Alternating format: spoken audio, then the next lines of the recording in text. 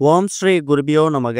ஓம் ஸ்ரீ மகா பெரியவா சரணம். வரும் ஜூன் 9ஆம் தேதி திங்கட்கிழமை வைகாசி விசாகம். இப்ப நாம சொல்லக்கூடிய இந்த ஒரு சிவப்பு மூட்டையை நீங்க தயார் செய்து உங்க வீட்டுல இந்த இடத்துல வைக்கிறதால பலவிதமான நன்மைகள் உங்களுக்கு ஏற்படும். அது என்ன மூட்டை, அதை எப்படி தயார் செய்யணும்னு பார்க்கறதுக்கு முன்னாடி நம்மளோட வீடியோஸை இப்பதான் நீங்க ஃபர்ஸ்ட் டைம் பாக்குறீங்கன்னா மறக்காம சப்ஸ்கிரைப் பண்ணிக்கோங்க.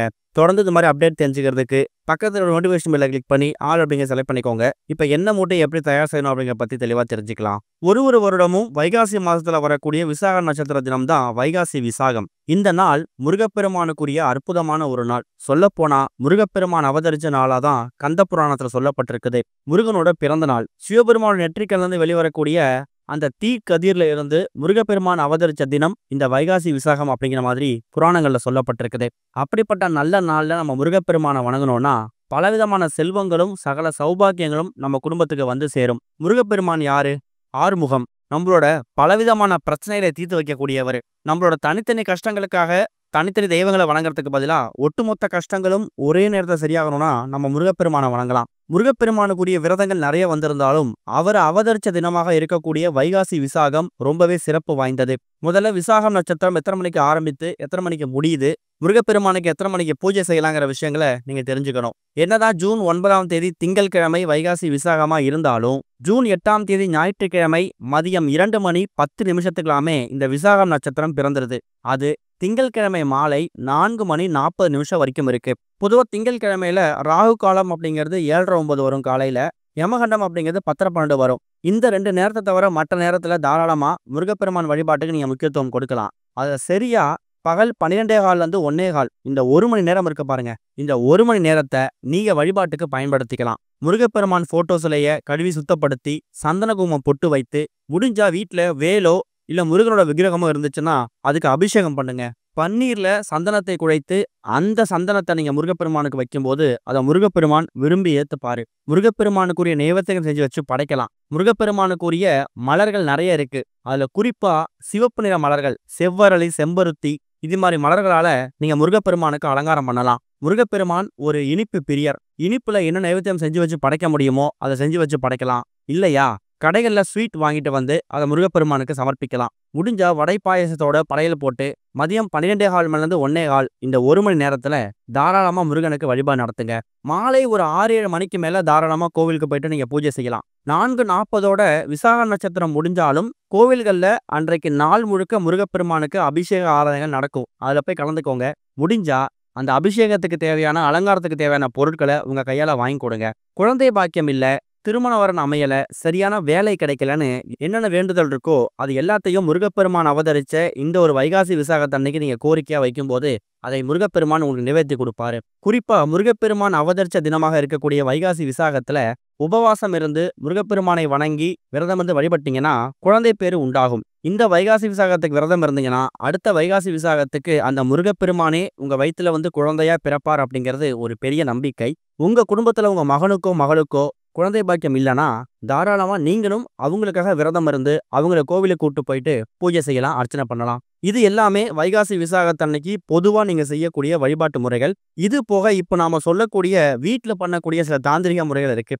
இதை நீங்க பூஜை அறையில பண்ணாலும் சரி, வீட்டோட மெயின் ஹால்ல பண்ணாலும் சரி, இதை தயார் செய்து வீட்டுல இப்ப சொல்லக்கூடிய இடத்துல வைக்கிறதால அந்த முருகனே உங்க வீட்டுக்குள்ள வந்து அமர்ந்து எல்லா விதமான செல்வங்களையும் உங்களுக்கு கொண்டு வந்து சேர்ப்பாரு. அதாவது வைகாசி விசாகத்தன்னைக்கு நீங்க ஒரு சிவப்பு நிற மூட்டைய உங்க கையால தயார் செய்ய போறீங்க. ஏன் இந்த இடத்துல சிவப்பு நிறம் பயன்படுத்துறோம்னா முருகப்பெருமானுக்குரிய நிறங்கள்ல சிவப்பு ரொம்ப ரொம்ப முக்கியத்துவம் வாய்ந்தது. அந்த சிவப்பு நிற துணி உங்களோட உள்ளங்கை அளவுக்கு இருந்தா கூட போதும். அந்த மூட்டை சின்னதா எலுமிச்சை அளவுக்கு வந்தா கூட போதும். பெரிய மூட்டையா தயார் செய்ய கட்டாயம் கிடையாது. அதுக்கப்புறமா அந்த மூட்டையை வைக்கிறதுக்கு முக்கியமான 6 பொருட்கள் பயன்படுத்த போறோம்.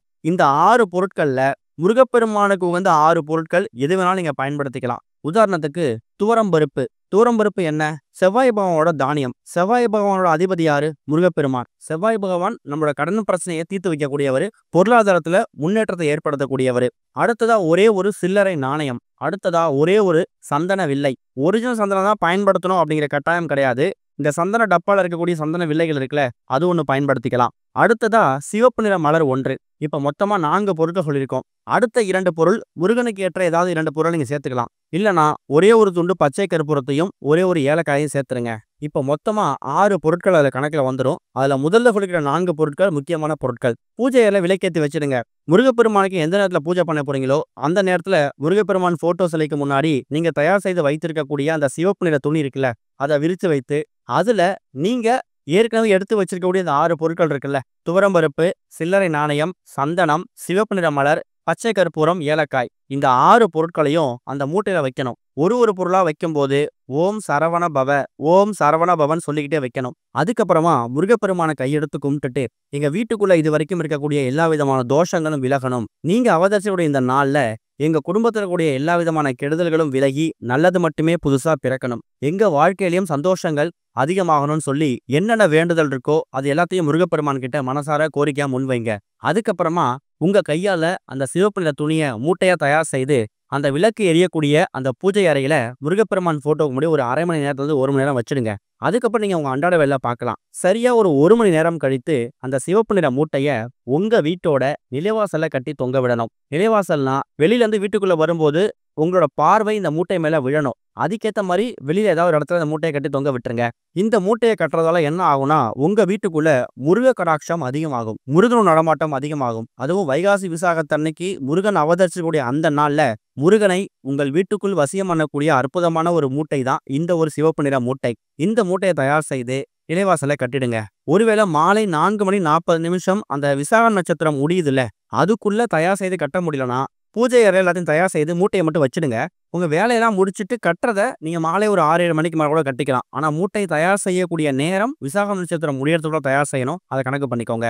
2 மாதத்துக்கு ஒரு முறை மட்டும் முருகப்பெருமானுக்குரிய சஷ்டி விரதம், கிருத்திகை நட்சத்திரம் இது மாதிரி நாட்கள்ல அதை பிரித்து பார்த்து அதுல இருக்கக்கூடிய பொருட்கள் வீணா போயிருந்தாலோ காய்ந்து போயிருந்தாலோ பழைய பொருட்களை தண்ணியில விட்டுட்டு புதிய பொருட்களை சேர்த்து எங்க எடுத்தீங்களோ அதே இடத்துல கட்டி தொங்க விட்டுருங்க.